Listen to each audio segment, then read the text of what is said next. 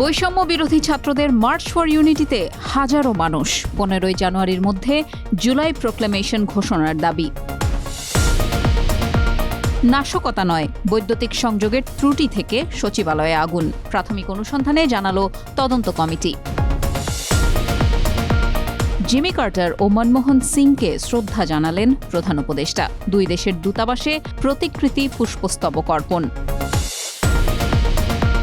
আন্দোলনকারী কর্মকর্তাদের কঠোর বার্তা জনপ্রশাসন মন্ত্রণালয়ের, বিধি লঙ্ঘন করলেই ব্যবস্থা। 24-এর অভ্যুত্থানে ছাত্র শিবির সহযোদ্ধা ছিল, জানালেন সার্জিস আলম।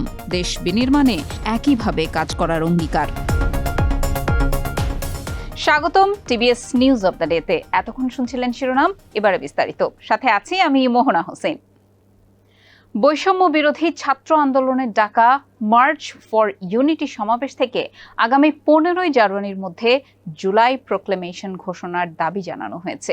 31 ডিসেম্বর বিকাল 4টায় জুলাই গণ অভ্যুত্থানে নিহতদের স্মরণে 1 মিনিট নীরবতা পালন করা হয়। পরে এক শহীদের বাবা মোহাম্মদ আবুল আসাদের বক্তব্যের মাধ্যমে কেন্দ্রীয় শহীদ মিনার প্রাঙ্গণে সমাবেশ শুরু হয়।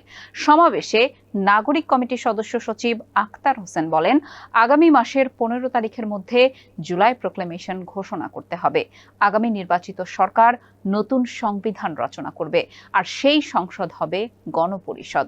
তারাই সংবিধান রচনার পর চূড়ান্ত অনুমোদন করবে।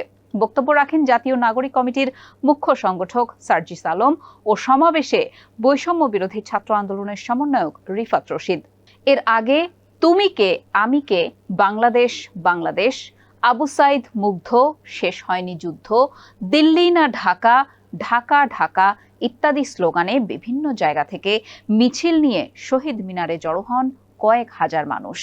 বাংলাদেশ সচিবালয়ের 7 নম্বর ভবনের অগ্নিকাণ্ডে নাশকতার কোনো চিহ্ন পাওয়া যায়নি, বরং এটি দুর্ঘটনা বলে জানিয়েছে তদন্ত কমিটি। শিথিল বৈদ্যুতিক সংযোগ থেকে এই আগুনের সূত্রপাত বলে 31 ডিসেম্বর প্রাথমিক তদন্তের ফলাফলে জানিয়েছে তদন্ত কমিটি। প্রধান উপদেষ্টার বাসভবনে আয়োজিত এক প্রেস ব্রিফিংয়ে তদন্ত কমিটির প্রধান জ্যেষ্ঠ স্বরাষ্ট্র সচিব নাসিমুল গনি বলেন, প্রাথমিক তদন্তে নাশকতার কোনো ইঙ্গিত পাওয়া যায়নি। গত 26 ডিসেম্বর দিবাগত রাত 2টার দিকে সচিবালয়ে আগুন লাগে। এর কয়েক মিনিটের মধ্যেই সেখানে পৌঁছায় ফায়ার সার্ভিসের দল। 5 ঘন্টার বেশি সময় পর 26 ডিসেম্বর সকালে আগুন নিয়ন্ত্রণে আসে। আগুন লাগার ঘটনাকে ষড়যন্ত্র হিসেবে উল্লেখ করেন স্থানীয় সরকার, পল্লী উন্নয়ন ও সমবায় মন্ত্রণালয়ের উপদেষ্টা আসিফ মাহমুদ ভুইয়া। তবে স্বরাষ্ট্র উপদেষ্টা লেফটেন্যান্ট জেনারেল অবসরপ্রাপ্ত মোহাম্মদ জাহাঙ্গীর আলম চৌধুরী জানিয়েছিলেন, সচিবালয়ে আগুন নাশকতা কিনা তা নিশ্চিত হওয়া যাবে তদন্তের পর। পরে এই ঘটনা খতিয়ে দেখতে গঠন করা হয় উচ্চ পর্যায়ের কমিটি। যুক্তরাষ্ট্রের সাবেক প্রেসিডেন্ট, শান্তিতে নোবেলজয়ী জিমি কার্টারের প্রতি শ্রদ্ধা জানিয়েছেন অন্তর্বর্তী সরকারের প্রধান উপদেষ্টা ডক্টর মোহাম্মদ ইউনুস। 31 ডিসেম্বর ঢাকায় যুক্তরাষ্ট্র দূতাবাসে প্রয়াতের প্রতিকৃতিতে শ্রদ্ধা জানানোর পাশাপাশি শোক বার্তাও লেখেন তিনি। প্রধান উপদেষ্টার দপ্তর জানিয়েছে, অধ্যাপক ইউনুসকে স্বাগত জানান ঢাকায় যুক্তরাষ্ট্র দূতাবাসের সার্জে দ্য অ্যাফেয়ার্স মেগান বোল্ডিন। শান্তিতে নোবেলজয়ী ইউনুস বলেন, বিশ্বজুড়ে গণতন্ত্র, মানবাধিকার ও শান্তির পক্ষে সোচ্চার ছিলেন কার্টার। একই দিন ঢাকাস্থ ভারতীয় হাই কমিশনে গিয়ে দেশটির সদ্য প্রয়াত সাবেক প্রধানমন্ত্রী মনমোহন সিংকে গভীর শ্রদ্ধা নিবেদন করেছেন। প্রধান উপদেষ্টার প্রেস উইং জানিয়েছে, ডক্টর ইউনুস সকালে রাজধানীর বারিধারায় ভারতীয় হাই কমিশনে যান এবং সেখানে ভারতের সাবেক প্রধানমন্ত্রীর প্রতিকৃতিতে পুষ্পস্তবক অর্পণ করেন। ভারতীয় হাই কমিশনের খোলা শোক বইয়ে শোক বার্তাও লিখেছেন তিনি। পদ ও পদোন্নতি সংক্রান্ত দাবি নিয়ে 26টি ক্যাডারের কর্মকর্তা সহ বিভিন্ন পর্যায়ের কর্মচারীদের কর্মসূচির বিরুদ্ধে কঠোর বার্তা দিয়েছে সরকার।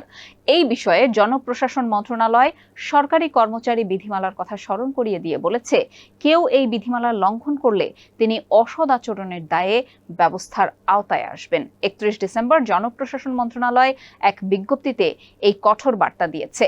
পদ ও পদোন্নতি সংক্রান্ত দাবিতে জনপ্রশাসন এখন দুটি পক্ষে মাঠে নেমেছে।